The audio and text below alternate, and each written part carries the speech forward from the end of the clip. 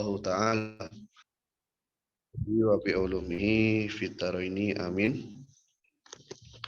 Babul i'robi, ya, bab yang menjelaskan tentang i'rob. Al-i'robu wa tahiru awahiril kalimi di ikhtilafil awamil dakhilati alaiha. Jadi bisa kita lihat di sini pengertian dari i'rob, ya, adalah perubahan. Jadi ini namanya i'rob itu berarti konsep, ya, karena di sini adalah perubahan yang terdapat pada akhir kalimat. Nah, perubahan akhir kalimat ini apa penyebabnya? Ya, ikhtilafil awamilid dakhilati 'alaiha. Karena disebabkan nanti adanya perbedaan atau amil yang masuk kepada kalimat tersebut. Jadi kata dalam bahasa Arab itu akhirnya kan tidak konsisten, ya, dalam beberapa kasus. Nah, ini disebabkan oleh yang namanya amil. Amil itu secara harfiah artinya pekerja. Oh ya, baik, silakan. Nah, pekerja ini nanti atau disebut dengan amil bisa menentukan ke arah manakah akhir sebuah kata itu nanti dibaca. Bisa nanti dibaca dhammah, dibaca fathah, kasroh, atau sukun. Ini tergantung amil yang masuk pada kata tersebut.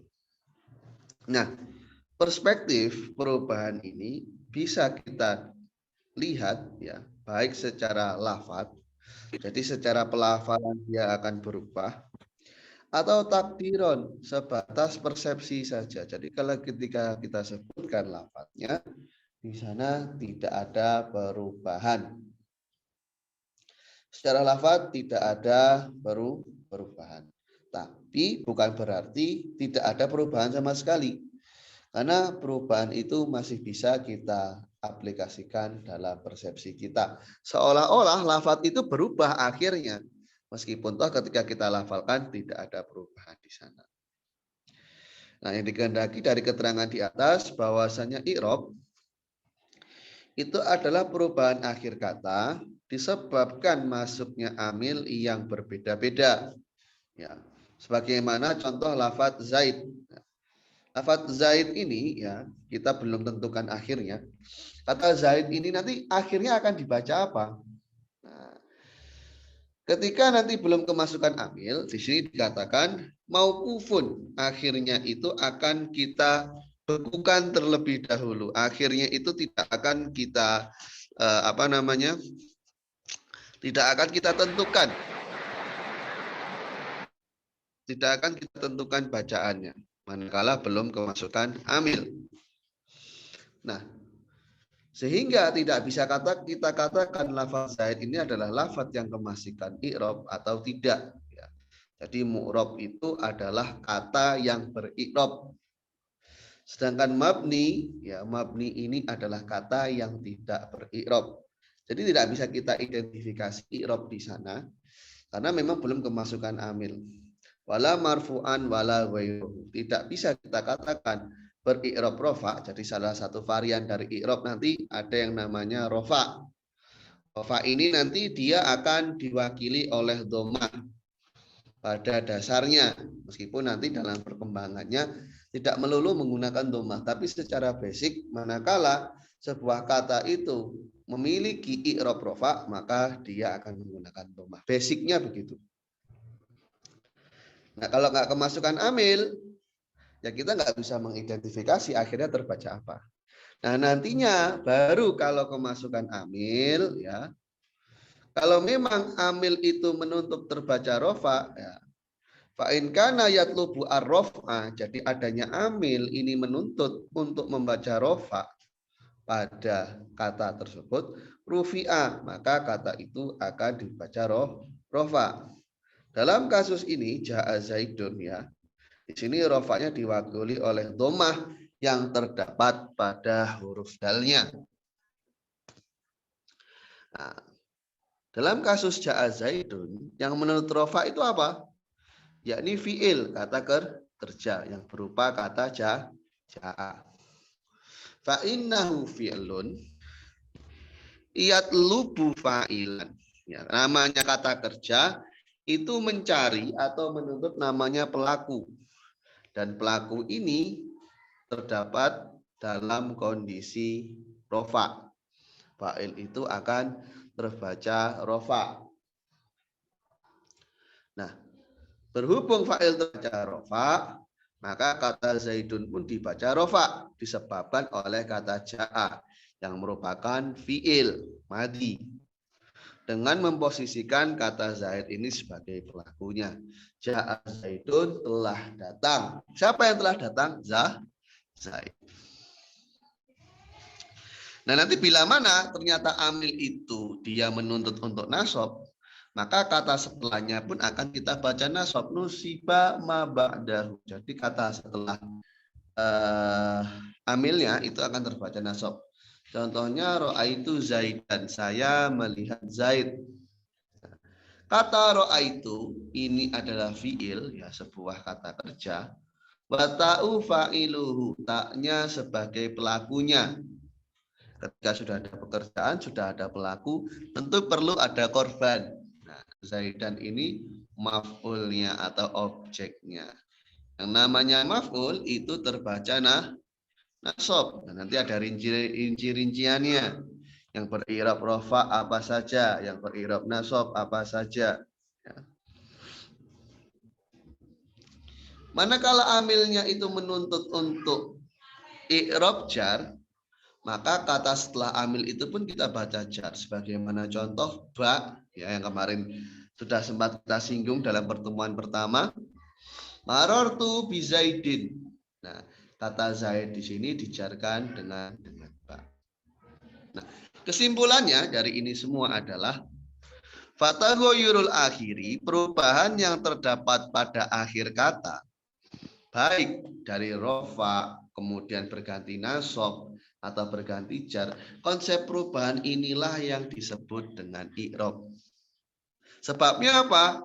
Karena ada amil yang masuk pada kata-kata tersebut. Baik, sampai sini dulu. Ada yang ingin ditanyakan atau tidak? Silahkan.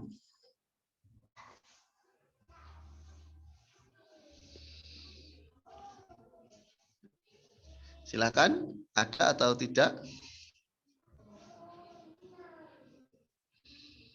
Akhi Mahfud mungkin? Atau ukhti-ukhti yang lain? Jelas?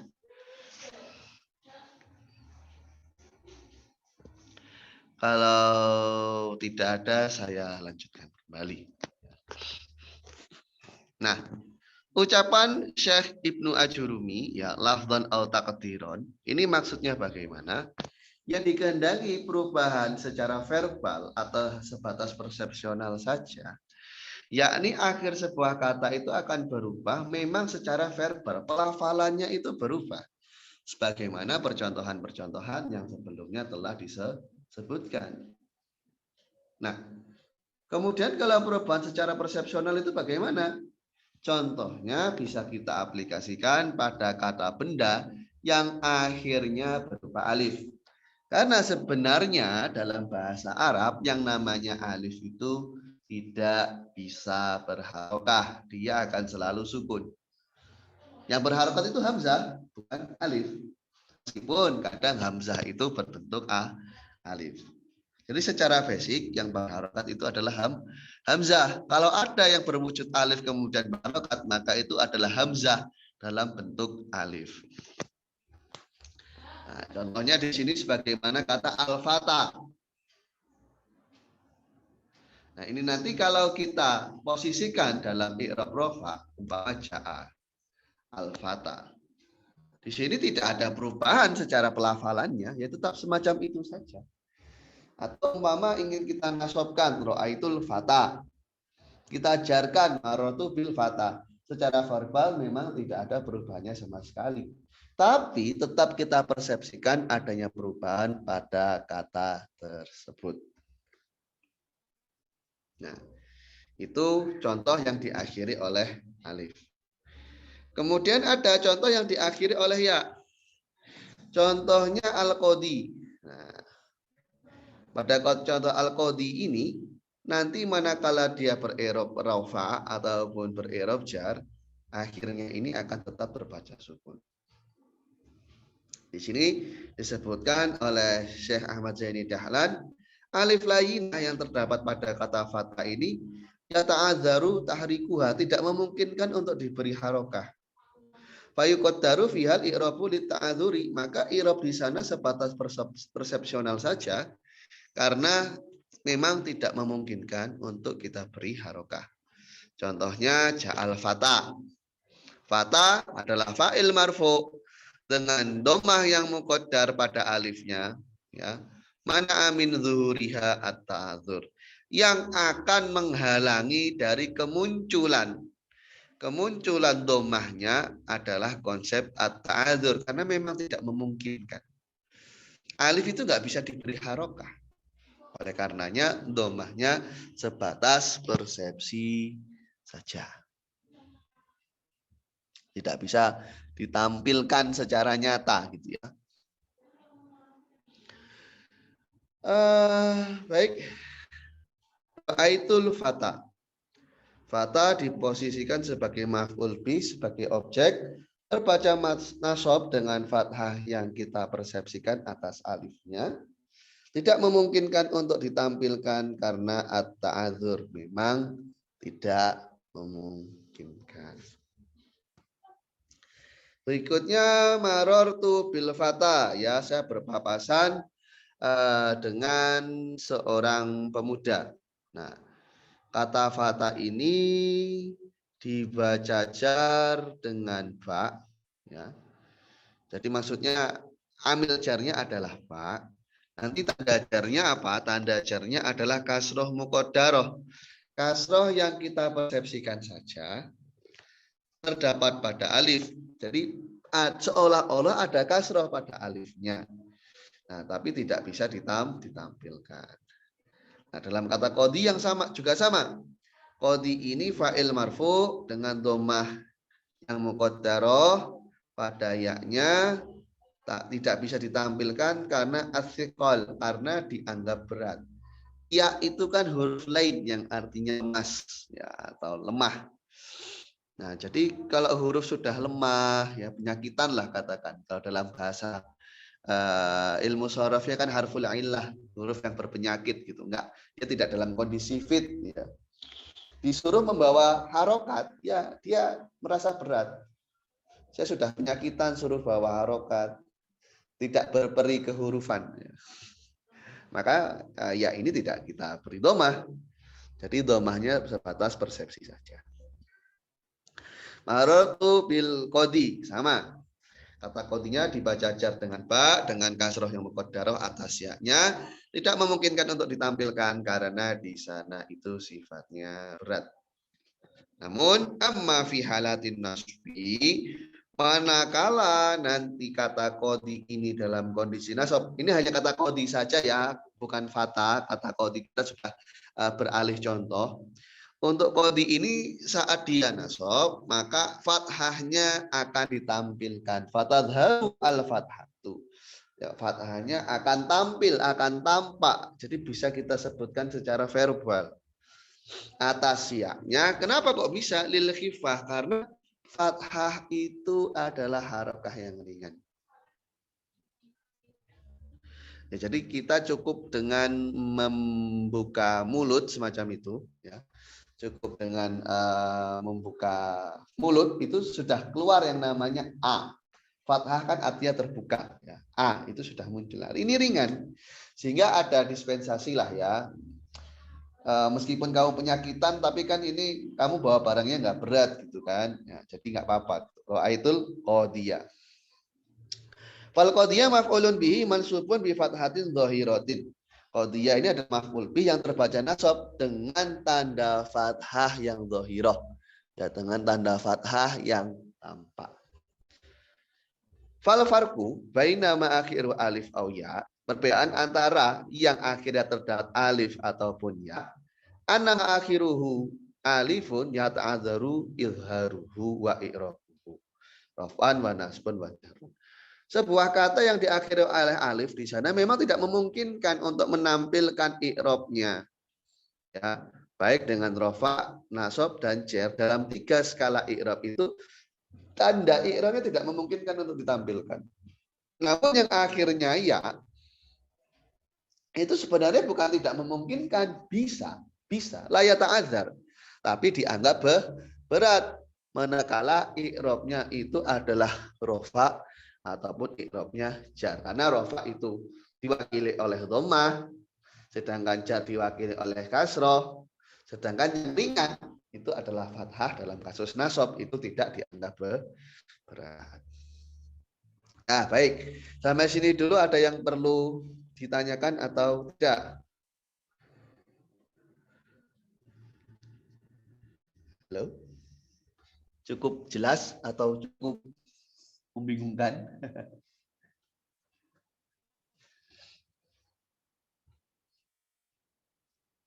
Nggak ada ya. Diam ini berarti tandanya nggak ada. Nggak ada atau bingung apa yang mau ditanyain.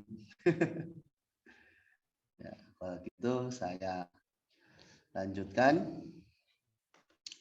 keterangan yang di bawah. Jadi ini berarti berkaitan dengan matan ajurumiyahnya ya. Wa aksamuhu arbaatun. Macam-macam dari i'rab ini ya. Dari i'rab apa? Perubahan akhir kata yang disebabkan oleh masuknya amil yang tentunya berbeda-beda nanti tergantung kondisinya. Kemudian perubahan itu nanti bisa bersifat verbal ataupun bisa bersifat persepsional saja. Hanya kita bayangkan saja perubahannya. Ada juga perubahan yang memang bisa kita lafalkan. Nah, perubahan tadi itu ada 4 macam. Ya. Ada yang rofa, ada yang nasab, khafat atau familiar disebut jar ya. Jar khafat ini dan jazm. Jadi i'rab itu nggak akan berpaling dari 4 konsep ini. Nah, di sini dijelaskan yakni bahwasanya macam-macam i'rab itu ada 4. Pertama rofa. Contohnya yadribu zaidun. Ya. Yadribu zaidun. Bisa kita lihat pada kata yadribunya terbaca domah, juga pada kata zaidnya terbaca domah. Yadribu zaidun. Dan kemudian yang terbaca nasab. Contohnya lan adriba amron ya. Lan adriba amron. Lan adriba amron ini adalah termasuk contoh yang terbaca nasab. Adriba akhirnya fathah, amronnya juga terbaca fathah. Loh, Ustadz itu lannya kok nggak fathah akhirnya? Nah, kita kemarin sudah sempat singgung ya, bahwasanya lan ini kalimah, ini kan termasuk rumpun dari kalimah harf. Nah, karena sebenarnya begini, perubahan akhir kata itu hanya berlaku pada isim dan fiil, tidak berlaku kepada harf. Jadi harf ini ya seperti semacam agak dianaktirikan lah ya, dia nggak terpapar i'rab dia. Kemudian contoh yang jar, contohnya marortu bizaidin. Nah, di sini contohnya ada pada kata zaidnya. Marortu bizaidin. Contoh yang jazm lam adrib zaidan. Loh, zaidannya kok terbaca fathah, tidak terbaca sukun? Karena di sini yang menjadi contoh adalah kata adribnya. Nah, yang perlu kita ketahui bahwasanya i'rab jar itu khusus untuk isimnya. Jar atau khafat itu khusus untuk isim, sedangkan untuk i'rab jazm itu khusus untuk fi'il. Jadi nggak akan ada kasusnya isim yang terbaca jazm. Nggak akan pernah ada ya. Ataupun sebaliknya, nggak mungkin kita dapati adanya fiil yang terbaca jar atau khafat. Tapi kalau rafa sama nasab, baik isim maupun fiil bisa menggunakan i'rab itu. Kita coba urai. Fa zaidun, ya zaidun pada yang contoh yang pertama, yadribu zaidun. Zaidnya ini terbaca rafa dirofakkan oleh kata yadribu dengan memposisikannya sebagai fa'il. Dan kemudian adriba pada contoh yang kedua itu adalah fi'il mudhari yang dinasobkan dengan lan. Kata amronnya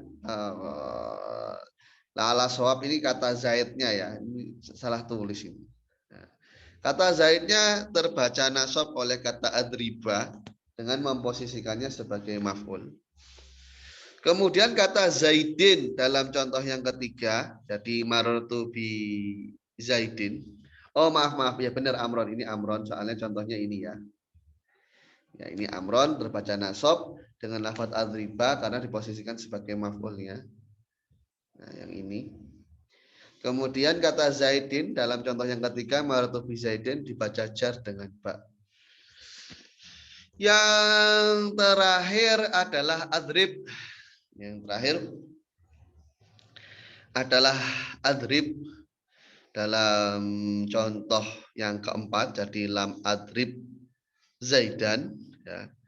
Di situ adrib sebagai fi'il mudhari ya, adribnya sebagai fi'il mudhari yang dibaca jazm dengan adanya lam. Nah, kemudian akan kita rinci ya, lan di sini dinamakan dengan harfu nafyin. Sama harfa nafyin. Jadi huruf yang menunjukkan arti tidak atau bermuatan negasi di sana. Dia juga beramal sebagai amil nasab dan juga istiqbal untuk menunjukkan sesuatu yang akan datang. Di annaha tanfi al-fi'lah, karena yang namanya la ini akan menegasi makna dari sebuah pekerjaan ya, akan mentidakkannya, meniadakannya, menasabkan fi'il tersebut dan juga merubah tinjauan waktunya menjadi mustakbal. Kemudian untuk lamnya ini dinamakan dengan harf nafi, harf negasi juga, harf jazm dan harf qalb. Kenapa dinamakan demikian? Karena dia akan meniadakan muatan pekerjaan tersebut, membuat i'rabnya menjadi jazm dan merubah maknanya yang awalnya fi'il mudhari itu tinjauan waktunya adalah saat ini dan yang akan datang, berubah waktunya menjadi lampau. Jadi yang basicnya dia itu waktunya itu present atau future, itu akan berubah menjadi past, menjadi sesuatu yang telah terlewat dengan masuknya lam ini. Baik, sampai sini dulu ada yang perlu ditanyakan atau tidak? Silahkan. Tidak ada?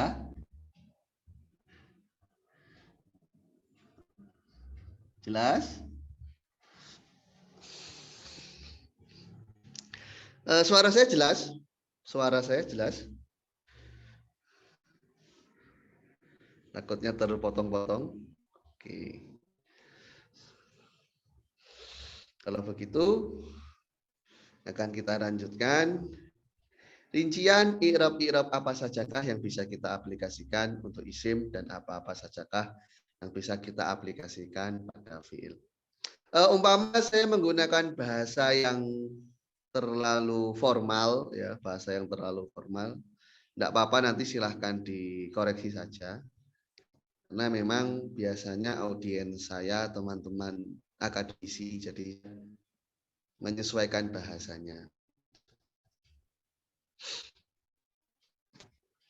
Kadang-kadang kan ada teman-teman yang sudah kuliah gitu, yang S2, S3 tapi belum pernah mengenyam kitab kuning ya, pengen belajar gitu. Jadi kadang saya menyesuaikan dengan bahasa mereka.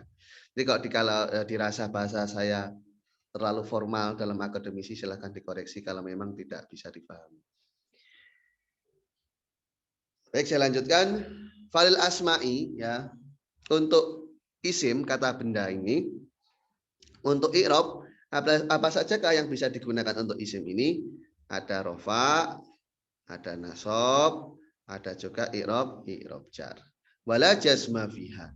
I'rab jazm ini tidak bisa diaplikasikan untuk kalimah-kalimah isim. Maksudnya kalimah isim ini bisa terpapar i'rab rofa. Bagaimana contoh? Ja'a Zaidun. I'rab nasab bagaimana? Bisa. Ra'aitu Zaidan. Nah, kita fokus pada kata Zaidnya ini ya. Kalau sebelum Zaid itu kan amilnya. Nah, yang kita bahas ini perubahan pada akhir kata Zaidnya. Contoh yang jar, contoh marortu bi Zaidin. Marortu bi Zaidin ini contoh yang terbaca jar. Wala yadkhuluha al jazmu, dan i'rab jazm tidak akan memapar kalimah isim. Kemudian untuk fiilnya, ya, untuk fiilnya walil af'al, ya, min dzalika raf'u wan nasbu wal jazmu wala khafdhu fiha. Untuk kalimah-kalimah fiil atau kata kerja ini nanti i'rab yang bisa diaplikasikan apa saja? Ada i'rab rofa, i'rab nasab, dan i'rab jazm. Ya. Dan i'rab jar atau khafad ini tidak akan memapar pada kata kerja. Bahwasanya kata kerja ini bisa kemasukan i'rab rofa, contohnya yadribu, i'rab nasab, contohnya lan adrib, dan i'rab jazm, contohnya lam adrib. Ya. Wala yadkhuluha al khufdu, i'rab jar tidak akan masuk pada kalimah fi'il. Farofu wan nasbu yashtariku fihimal ismu wal fi'lu. I'rab rofa dan i'rab nasab itu bisa diaplikasikan keduanya pada kata kerja dan kata benda. Wa yaktasu al ismu bil khafdi wal fi'lu bil jasmi. Kata benda itu khusus dengan i'rab jar atau khafad, sedangkan untuk kalimah fiilnya, ya, untuk kalimah fiilnya ini khusus hanya i'rab jazm saja yang bisa masuk ke sana, ya. Dalam artian kalimah isim tidak bisa menggunakan i'rab jazm. I'rab jazm hanya bisa digunakan oleh kalimah fiil saja. Oke. Ini saya rasa cukup jelas. Ya, nanti saya buka pertanyaan setelah pembahasan alamatul i'rab ya. Baik, bismillahirrahmanirrahim. Babu ma'rifati alamatil i'rab. Jadi sekarang tema kajian kita, bahasan kita ini berkaitan dengan ciri atau tanda. Sebagaimana saya singgung sebelumnya, yang namanya i'rab kan perubahan akhir kata. Nah, tentu perubahan akhir kata ini harus ada ciri-cirinya. Kita tahu dari mana, sehingga perubahan ini tentu ada ciri yang mewakili konsep perubahan tersebut. Nah, ini akan kita bahas di sini. Lirraf'i arba'u alamatin. Untuk i'rab rofa itu memiliki 4 ciri atau 4 tanda. Apa saja? Yang pertama ad-dhamatu. Ciri dari i'rab rofa yang pertama adalah dhamah. Dan dhamah ini basicnya. Ya, jadi ketika disebut rofa itu identiknya dengan dhamah. Kemudian setelah dhamah wal wawu. Ya. Ada wawu. Wal alifu wan nunu. 4 ya. Dhamah, wawu, alif, dan nun. Jadi nggak mungkin ada kata yang beri'rab rofa tapi di belakangnya terbaca fathah. Kita ngomongnya perubahan secara lafadz ini ya, secara lafdon. Nggak mungkin ada lafadz yang i'rabnya itu lafzi, i'rabnya itu dalam perspektif lafadz. Dia rofa tapi tandanya fathah, itu tidak mungkin. Ya.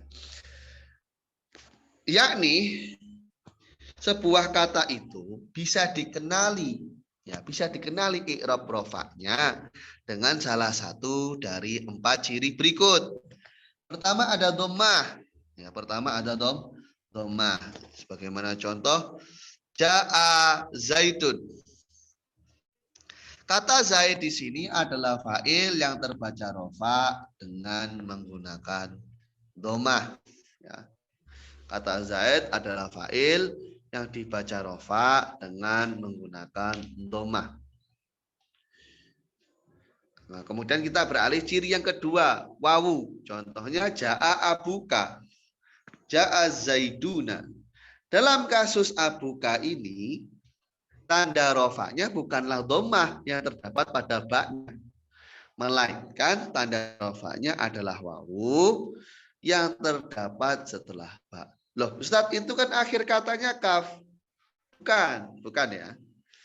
Akhir katanya bukan kaf, karena sebenarnya di sini itu ada penggabungan dua asal kata gitu ya. Atau kalau dalam bahasa Inggrisnya ada positioning.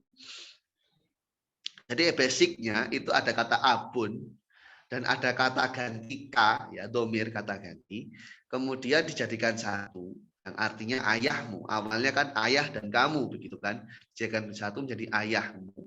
Nah, maka tentu akhir kata dari kata abun itu ya ada pada baknya. Nah, baknya yang merupakan akhir kata ini kita beri ciri dari i'rab rofa berupa wawu abuka. Oh, berarti yang rofa ini lafat abunnya, betul. Oh, kalau lafatkannya dia gimana? Lafatkannya dia tidak mu'rob, dia tidak terpapar i'rob baik secara lafat ataupun secara persepsi. Jadi kanya ya sudah begitu saja. Kecuali kita bahas dalam tinjauan yang lain ya. Cuman secara lafaz dan persepsi K ini tidak terpapar i'rob. Berikutnya lagi pada contoh ja'a az-zaiduna.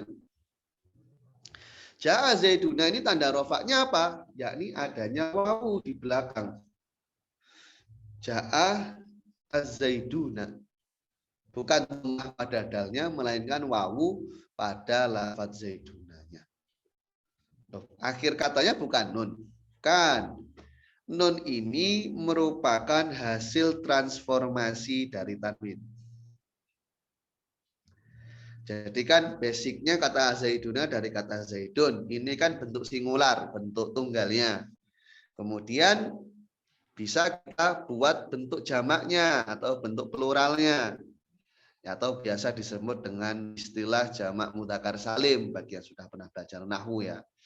Nah, manakala zaid ini dibentuk jamak, maka nanti tanda rofaknya tidak lagi menggunakan dhammah ini, melainkan akan digantungkan oleh wawu.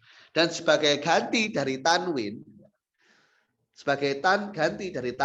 nanti tanwin itu akan dirubah menjadi nun. Makanya kemarin sudah kita singgung dalam pertemuan pertama, apa yang disebut dengan tanwin? Tanwin itu adalah suara nun. Tanwin itu suara nun. Manakala tanwin itu tidak memungkinkan lagi kita letakkan di akhir kata, ya maka nanti dia akan kita rubah ke bentuk basicnya, yakni berbentuk nun. Sebagai ganti dari tanwin. Abuka fa'il marfu, tandanya dengan wawu ya. Fa'il marfu, tandanya dengan cukup jelas. Saya lanjutkan. Kemudian Zaidani. Zaidani ini adalah fa'il yang dibaca rofa. Tanda rofaknya adalah dengan mengaplikasikan alif di belakangnya. Jadi mirip dengan Zaiduna tadi ya, cuman Zaidani ini versi tasniyah kalau dalam bahasa Arab, versi duanya. Ya. Karena kan kalau dalam bahasa Arab itu tidak hanya singular dan plural, tapi juga menghitung ya. Menghitung dua bilangan itu dihitung sendiri. Nggak seperti bahasa Indonesia ataupun bahasa Inggris.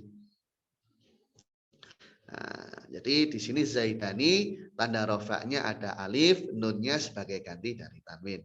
Nah, kemudian ciri yang terakhir di sana terdapat nun. Contohnya yadribani. Yadribani ini adalah fi'il mudhari yang terbaca rofa. Tanda rofaknya apa? Jangan terkecoh ya. Karena Zaidani Yadribani seolah mirip, jadi akhirnya kita persepsikan seolah-olah rofaknya dengan alif. Tidak. Yadribani ini justru rofaknya dengan adanya nun. Kalau Zaidani rofaknya dengan adanya alif. Jadi bisa dibedakan ya. Zaidani itu kata benda, Yadribani itu kata kerja, Zaidani rofaknya dengan alif, Yadribani rofaknya dengan. Oke, sampai sini dulu. Silakan yang ingin bertanya. Pak Purnomo, gimana? Aman? Ustaz, maaf telat. Oh iya, nggak apa-apa Pak. Santai saja. Nanti kalau dikira sekiranya nggak bisa menyesuaikan dengan waktunya ya dilihat rekamannya saja nggak apa-apa. Siap. Ini kan Bapak berarti murojaah ya Pak. Bapak kan sudah berapa kali ikut Mukhtasar Jidan. Dulu dengan Ustadz Hadi ya. Seingat saya. Lupa. Ya minal izin Pak Purnomo ya, mohon maaf lahir dan batin.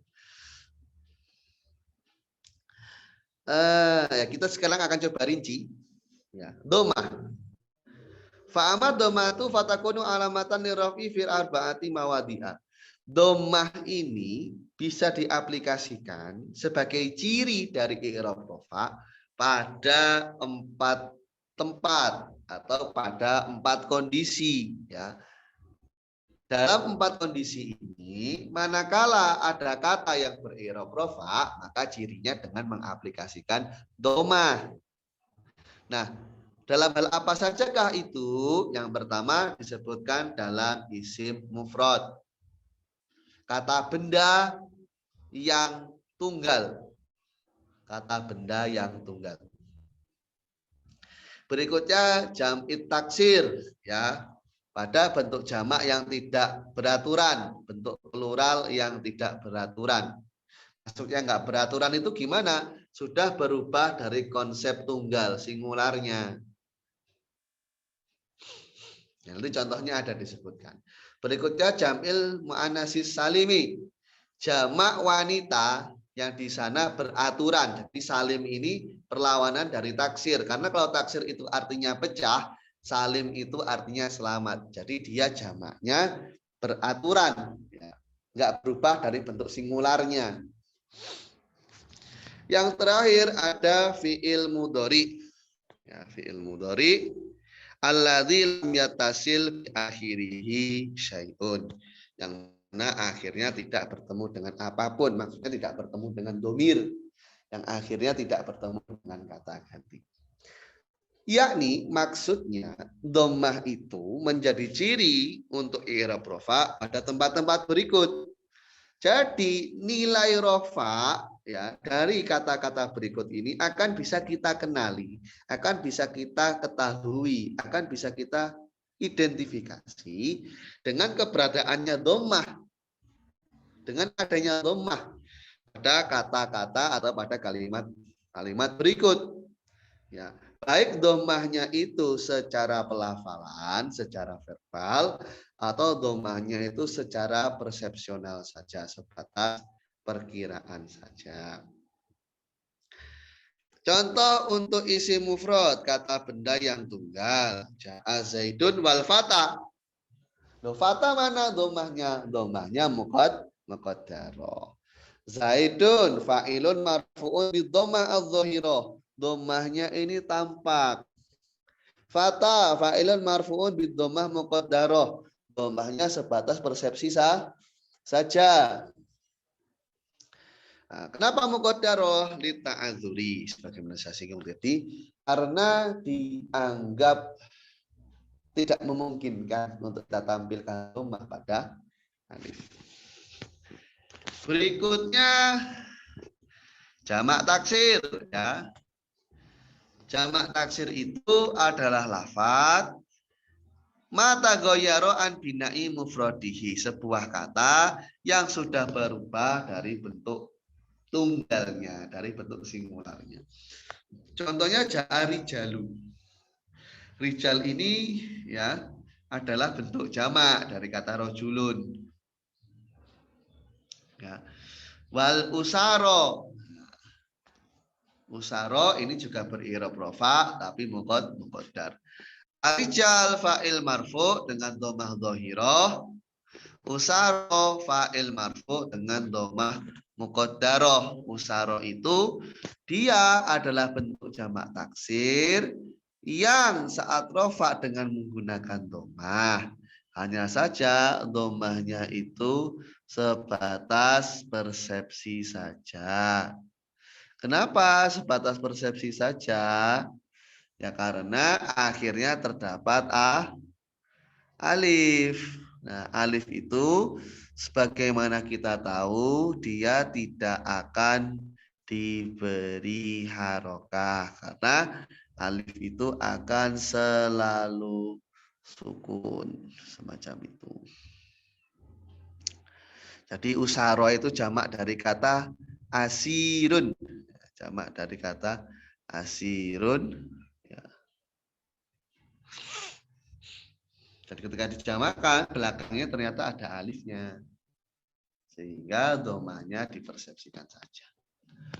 Berikutnya ada jamak muannats salim, yakni sebuah kata yang dijamakkan tidak dengan merubah bentuk tunggalnya, melainkan dengan menambahkan alif dan ta di belakangnya. Bentuk tunggalnya nggak berubah, melainkan ditambahkan alif dan ta. Contohnya ja'al hindatu.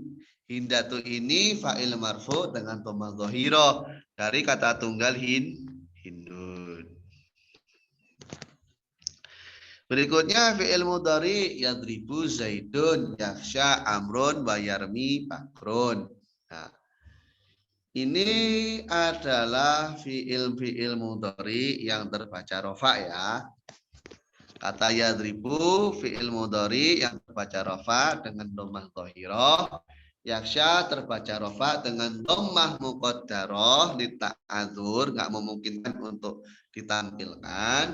Yarmi terbaca rofa dengan dhammah muqaddarah li thiqal. Oh, manakala ya ini dikasih dhammah dia akan berat untuk dibaca. Makanya di sana dhammahnya cukup diperkirakan saja.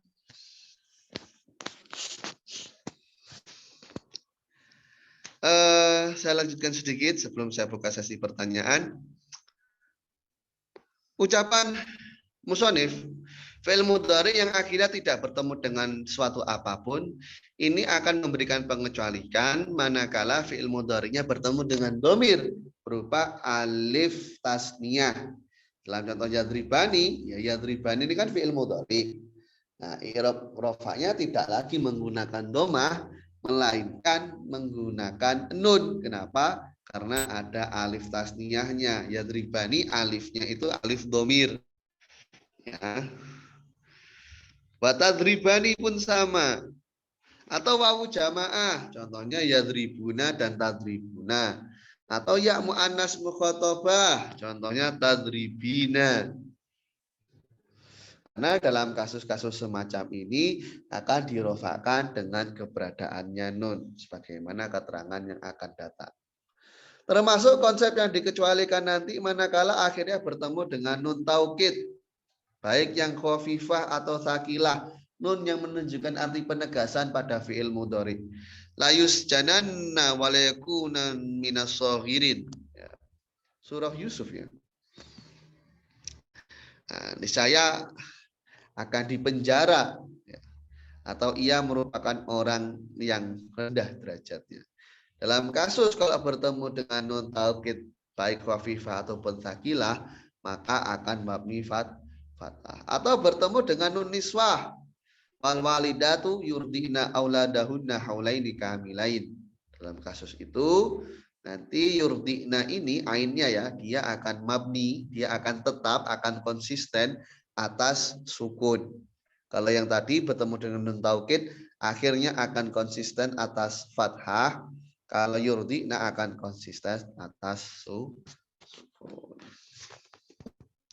Sebelum saya lanjutkan, silahkan yang ingin bertanya, ada atau tidak?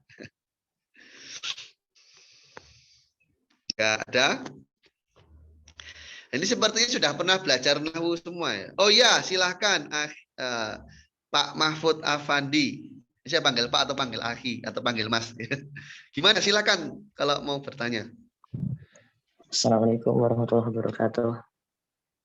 Ya, waalaikumsalam warahmatullahi wabarakatuh. Izin bertanya, Ustaz. Ya, silakan. Untuk yang tadi ya, yang i'rab yang secara takdiri,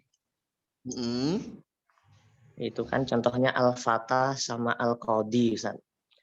Betul. Nah, itu ketika tidak ada alif lamnya, apakah tetap tergolong i'rab takdiri, Ustaz? Iya, masih. Karena Masih. umpama nggak ada alif, saya beri contoh ja'a fatan, ro'aitu fatan, marotu bifatan, itu semua konsep perubahan pada akhirnya tidak akan tertampilkan, Mas Mahfud. Atau umpama pada kata kodi, ja'a kodin, marotu bikodin, pada saat rofa dan jar, itu domah dan kasrohnya tidak akan tertampilkan. Nah itu marotu bikodin, kasroh pada kata kodin itu bukan merupakan kasroh perubahan akhir kata, tapi memang kasroh yang terdapat pada dotnya. Jadi bukan karena berubah, tapi emang basically dotnya itu terbaca kasroh gitu. Bisa dimengerti? Atau saya terlalu cepat? Saya Jelas, ulangi. jelas. Oh ya, jelas. Ya, karena dalam kasus yang berakhiran ya, itu akan tertampilkan manakala dia berirab nasab, baik dengan al ataupun dengan tanpa al. Contohnya, ro'aitu qodiyan, ya, atau ro'aitul qodiya. Fathahnya akan kita tampilkan dengan alasan apa? Karena fathah itu ringan. Sudah? Pertanyaan selanjutnya boleh, kan? Boleh, santai.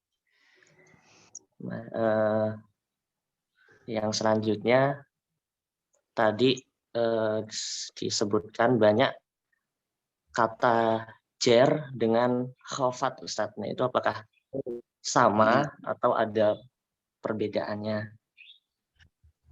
Perbedaan Terus, ya. satu lagi, Ustaz, ya. Ya. Terakhir.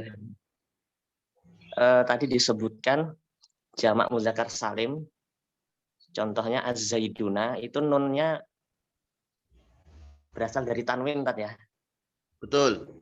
Nah, itu apakah jamak muzakkar salim ini ada nakirah ma'rifatnya? Apakah tidak ada, Ustaz? Oh ya, Itu oke. saja, Ustaz. Baik. Pertama, antara jar dan khafat itu hanya masalah istilah saja. Jadi khilaf lafdiyah saja. Ulama Basrah cenderung menggunakan istilah jar, ulama Kufah cenderung menggunakan istilah khafat. Tapi memang yang familiar di era sekarang itu menggunakan istilah jar, karena memang dalam pendekatan ilmu nahwu ulama Basrah itu cenderung lebih unggul dibandingkan ulama Kufah. Itu yang pertama. Yang kedua, dalam kasus jamak mudzakkar salim, adanya tanwin itu nanti bisa digantikan oleh nun saat berbentuk jamak, kan begitu. Mungkin yang timbul kemuskilan, harusnya nggak perlu ada nunnya, Ustadz, kan sudah ada alnya, kan gitu. Itu kan mungkin yang menjadi problem bagi Mas Mahfud ya. Tanwin kan nggak bisa ketemu sama al. Mereka kan musuhan karena tanwin itu ciri dari nakiroh katakan, sedangkan al itu ciri dari isim ma'rifah. Meskipun sama-sama untuk isim, cuman mereka nggak bisa bersama. Harusnya nun juga begitu. Ya gini saja analogi mudahnya. Ketika kita tidak bisa berwudu, maka kita menggunakan debu. Nah, wudu itu kan dengan air. Nah, air ini akan menjadi najis ketika terpapar sesuatu benda yang najis meskipun benda itu kering. Benda itu kering kemudian masuk ke air, airnya akan menjadi najis. Tapi konsep yang sama tidak berlaku pada debu. Debu ini manakala kering dan terpapar najis yang kering, debunya tidak menjadi najis. Nah, sama. Yang musuhan sama al itu tanwinnya. Kalau nun, dia nggak ada problem apa-apa dengan si al. Baik-baik saja. Itu bisa diterima mungkin. Bisa, Ustaz. Jadi memang pada kasus jamak mudzakkar salim itu juga berlaku konsep ma'rifah dan nakirah. Itu berlaku. Al muslimuna, muslimuna, taunya kita ma'rifah ya dari mana? Ya ada alnya. Taunya nggak ma'rifah ya tidak ada alnya. Al itu kan salah satu media untuk membuat sebuah kata menjadi ma'rifah, tapi itu bukan satu-satunya. Nah, mungkin itu yang bisa saya beri kejelasannya. Nanti kalau dirasa masih ada yang belum memuaskan, ya bisa ditanyakan kembali atau nanti bisa kita bahas di grup bersama-sama. Kita naikkan grupnya dengan diskusi. Santai saja. Berikutnya, saya lanjutkan. Ini masih ada waktu sekitar 6 menit. Wa amal wawu fatakunu alamatan lirafi fi maudhi'aini. Fi maudhi'aini. Wawu itu menjadi ciri dari rofa dalam dua kondisi atau dalam dua tempat, yakni pada jamak mudzakkar salim dan asmaul khamsah. Asmaul khamsah ini apa? Di sini tidak menyebutkan definisi ya, tapi langsung menuturkan kalimah-kalimah yang memang masuk dalam rukun itu. Jadi kalau kita pernah belajar logika atau mantik itu, untuk mendefinisikan sesuatu atau untuk mengurai sesuatu, kadang kita tidak perlu sebutkan definisi sebagai uraiannya, tapi langsung bisa kita sebutkan percontohannya. Ini praktik yang sering diaplikasikan oleh Imam Ibnu Malik dalam Alfiyahnya. Jadi disebut dengan ta'rif bil misal. Ta'rif bil misal. Atau ta'rif bil kismah, kita sebutkan bagian-bagian penyusunnya. Abuka, akuka, hamuka, fuka, wa dhumalin. Ini contoh-contoh dari asmaul khamsah, kata-kata benda yang manakala rofa dengan mengaplikasikan wawu. Maksud dari keterangan Ibnu Ajurumi di atas adalah bahwasanya jamak mudzakkar salim dan asmaul khamsah itu bisa kita kenali nilai rofaknya dengan adanya wawu di akhir katanya. Sehingga rofa dengan wawu ini bisa menggantikan dhammah. Ya, menggantikan dhammah. Jadi basicnya memang dhammah, tapi dalam kasus-kasus berikut dia digantikan perannya oleh wawu. Yang dikehendaki dengan jamak mudzakkar salim itu apa? Lafadz. Yang lafadz itu ya menunjukkan nilai jam'iyah dan menunjukkan nilai plural, kebersamaan. Jadi orangnya banyak. Yang ada wawu dan nun pada akhir katanya pada saat rofa, dan ada ya dan nun pada akhir katanya manakala berirab nasab dan jar. Contohnya ja'a zaiduna wa ra'aitu zaidina wa maratu bi zaidina. Zaiduna di sini pada ucapan ja'a zaiduna adalah fa'il yang terbaca rofa dengan wawu. Nunnya merupakan ganti dari tanwin sebagaimana saya singgung tadi ya Mas Mahfud. Nah, yang terdapat dalam isim mufrad. Berikutnya ada asmaul khamsah, contohnya jaa abuka, akhuka, hamuka, wafuka, wadumalin. Setiap masing-masing dari kalimah itu dia menjadi fa'il yang terbaca rofa dengan wawu.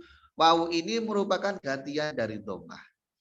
Setiap jamak mudzakkar salim dan asmaul khamsah terdapat syarat-syarat yang nanti disinggung dalam kitab yang panjang keterangannya. Fil mutawalat. Nanti ada syarat-syarat tertentunya gitu ya. Tapi di sini tidak disinggung. Nama kitabnya saja Mukhtasar Sidan, sangat ringkas. Maka syarat-syaratnya memang tidak disebutkan secara utuh ya. Berikutnya ada alif. Alif menjadi alamah rofa pada isim tasniyah saja secara khusus. Yang dikehendaki dengan isim tasniyah itu memang isim yang dia itu dibuatkan bentuk untuk menunjukkan arti dua. Yakni sebuah kata yang menunjukkan arti dua dengan tambahan alif dan nun di akhirnya pada saat rofa dan nun pada saat nasab dan jar. Contohnya ja'a zaidani wa ra'aitu zaidaini wa matu bi zaidain. Zaidani ini ya dia adalah fa'il yang terbaca rofa, tanda rofanya adalah alif yang merupakan dia dari dhamma. Nah, cara kita membedakan jamak mudzakkar salim dan isim tasniyah bagaimana saat nasab dan jar kan sama-sama pakai ya. Nah, iya pada isim tasniyah itu ya, iya pada isim tasniyah dia akan terbaca fathah huruf sebelumnya dan akan terbaca kasroh huruf setelahnya. Contohnya zaidaini sebelum ya fathah, setelah ya kasroh. Sedangkan dalam kasus jamak mudzakkar salim sebelumnya terbaca kasroh, setelahnya terbaca fathah. Ya, jadi zaidina, zaidina sebelumnya terbaca kasroh, sebelum ya-nya, setelah ya terbaca fathah. Dan nun merupakan ganti dari tanwin yang terdapat dalam isim mufrad dalam setiap dari masing-masing tasniyah dan jamaknya. Jadi nun yang ada pada tasniyah ataupun pada jamak merupakan ganti dari tanwin. Ya, sampai sini dulu. Silakan kalau mau ada yang bertanya, ada atau tidak. Ini sudah mau habis, jadi kita buka sesi pertanyaan. Ada? Nggak ada? Jelas? Oh ya, silahkan Ukti Aisyah. Waktu dan tempatnya. Mau bertanya, tadi kan yang abuka itu tidak terpapar i'rab. Yang kaknya ya, itu maksudnya Ya, iya. gimana? Itu tuh Anda pernah dengar juga kayak ada apa? Jadi itu bukan mudhof ya? Bukan Betul, mudhof itu ilaih. adalah rangkaian mudhof ilaih, betul. Terus pertanyaannya? Iya, tapi tadi kaknya itu kata Ustaz tadi tidak terpapar i'rab ya. Tapi dia sebenarnya bisa di i'rab nggak Ustaz? Bisa di i'rab tapi tidak dengan perspektif lafaz dan takdir. Kita i'rabnya secara tinjauan saja.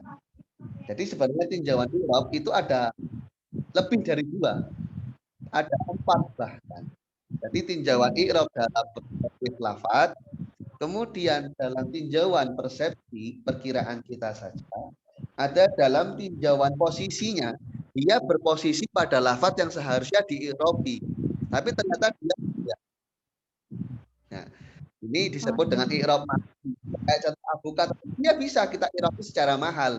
Fi mahalli jarrin annahu mudhofun ilaihi. Tapi konsep i'rabnya itu tidak akan bisa kita tampilkan secara juga.